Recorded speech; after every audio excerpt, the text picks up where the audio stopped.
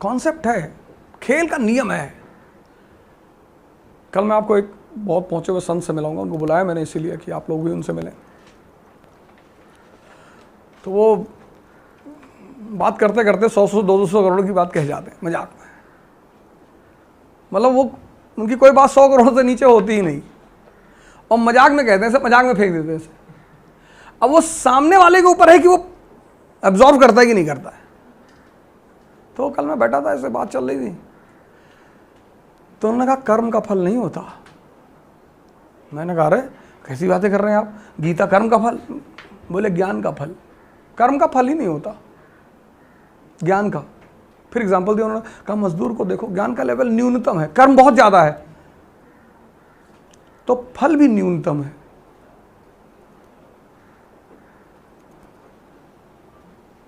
हाँ, मैंने कहा ये तो मैंने सोचा ही नहीं।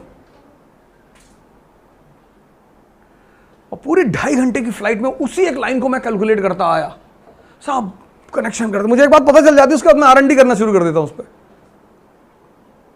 4-5 पेज का होमवर्क करके आया रास्ते में।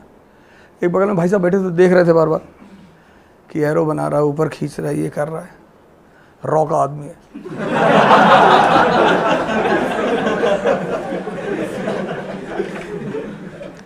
थोड़ा सा संदिग्ध सा मैं लगता भी हूँ। और आज सुबह से ऐसे उठे तो चले आए, हमने कहा अब कौन नहाया हुआ है यार।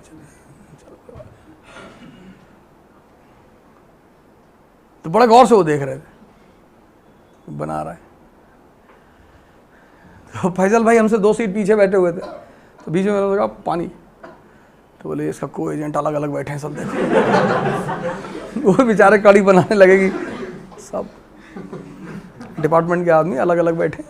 आमतौर पे जो लोग ट्रैवल करते हैं साथ में बैठते हैं, कोई सीट आगे पीछे थोड़ी बैठता कि 3 सीट छोड़ के। लेकिन हवाई जहाज में हम आयल पे ही बैठते हैं, किनारे वाली सीट है वहीं पे, उससे वॉशरूम जाने में बड़ी आसानी रहती है।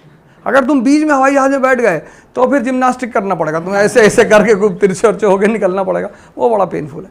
और विंडो में बैठे हो तो जैसे तुम कहोगे भाई साहब, तो आयल वाला ऐसा घूरेगा तुम्हें कि वहीं खिड़की खोल के थूक ले,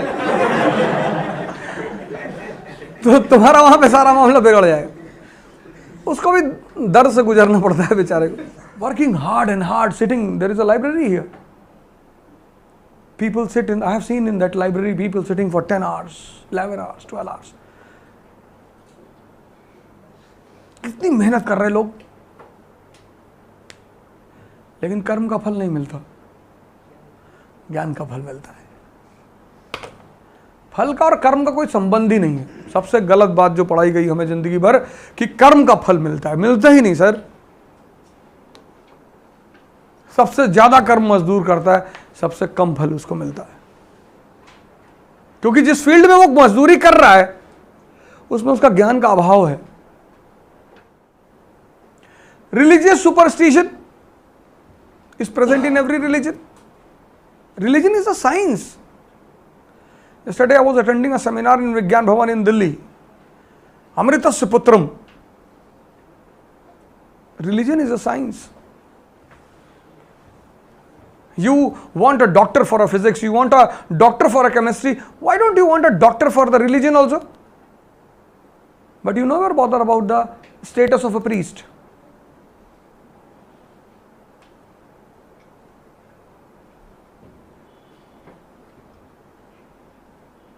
हसन बसरी बहुत बड़े सूफी हुए। Basra is a place in Iraq. तो रेगिस्तान में रात में कारवां चलते हैं, रात में। दिन में तो वहाँ आप चल ही नहीं सकते रेगिस्तान, because of the sun rays. तो वहाँ रात में कारवां चलते हैं। तो गांव में लोग अक्सर जल्दी सो जाते हैं। अब तो खैर गांव में भी टीवी पहुँच गई, तो जहर वहाँ भी पहुँच गया, तो वहाँ भी लोग रात में जगते हैं।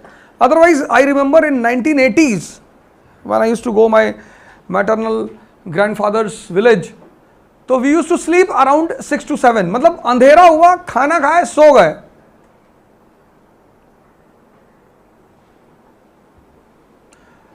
तो कोई सौदागर गुजर रहा था बसरा से, बसरा के गांव से, तो उसे आग की जरूरत पड़ी, आग की। तो the light was still there in this Hassan Basri's cottage. इनकी झोपड़ी में लाइट जल रही थी, तो उसने क्या, वो नॉक किया उसने, कहा साहब थोड़ा सा आग मिलेगी? बोले यार आग तो नहीं है।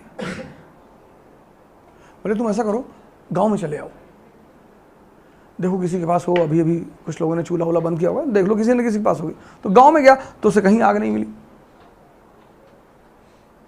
लौट कर आया, उसने कहा साहब गांव में तो किसी के यहाँ आग नहीं है। तो बोले एक जगह आग 100% होगी, there is one place where there is no possibility that there will be no fire. बोले विच प्लेस? बोले दोजख, नर्क। तुम यार नर्क चले आओ, वहां आग मिल जाएगी। वो नर्क चला गया, खड़खड़ाया, कहा थोड़ा सा आग दे दो यार। बोले यहां कोई आग वाग नहीं है। बोले नीचे तो बताते हैं कि नर्क में आग है। अरे बोले यार, जब तुम्हारा पड़ोसी रोल्स रॉयस खरीद के लाता है और जो तुम जलते हो अंदर ही अंदर, वो आग है basically. That is called as hello.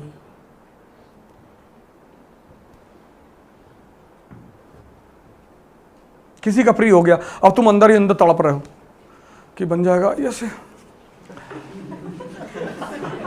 ये आग तुम्हें जलाती, ये नहीं।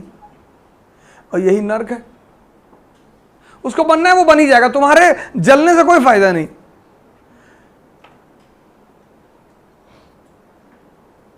तुम्हारे जलने से कोई फायदा है नहीं।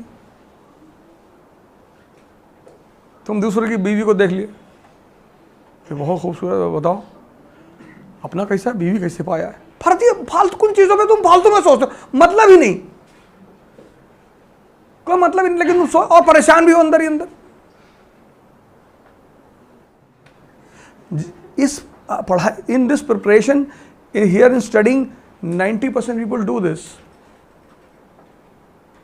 क्योंकि सब एक दूसरे को देखते हैं। तुम मंदिर जाओ, अब की बार मेरी बात मानो, मंदिर जाना किसी भी मंदिर में, और कुछ उल्टे से वियर्ड से काम करना, ऐसे मिट्टी उठा के ऐसे लगा लेना ऐसे, तो तुम देखोगे कुछ लोग तुम्हें गौर से देखते रहेंगे। उसमें से एक बड़ा हिम्मत करके आगे पूछेगा, भाई साहब मिट्टी लगा रहे? बोले पिछली बार लगाया था 100 करोड़ रुपए आए थे मेरे पास, उठा के भर भी लेगा ऐसे कि हम भी लगाएंगे और अपनी बच्चे को भी लगवाएंगे। कोई भी कल्चर ऐसे ही पैदा होता है।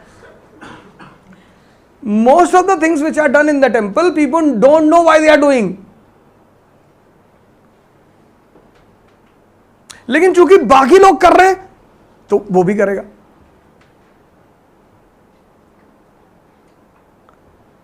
ये मेजॉरिटी राजा थोड़ी होता दुनिया में। राजा तो एक ही है, क्योंकि मेजॉरिटी ट्रेंड पे चलते हैं, ट्रेंड पे, या मेजॉरिटी किसी को फॉलो करता है। इन आवर टाइम, इन 1970, 80, अगर एक पैंट में हल्का सा होल होता था ना, तो हम उसे स्कूल पहन के नहीं जाते थे। यार लोग क्या कहेंगे, लोग पैंट फटी हुई। और आज तुम देखो बात, पैंट यहाँ आगे से फटी हुई, यहाँ नीचे फटी हुई, और उस पैंट का कॉस्ट है 6,000 रुपये।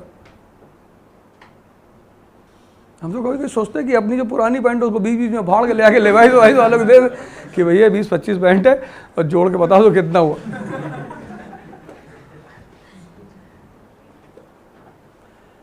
आइडियल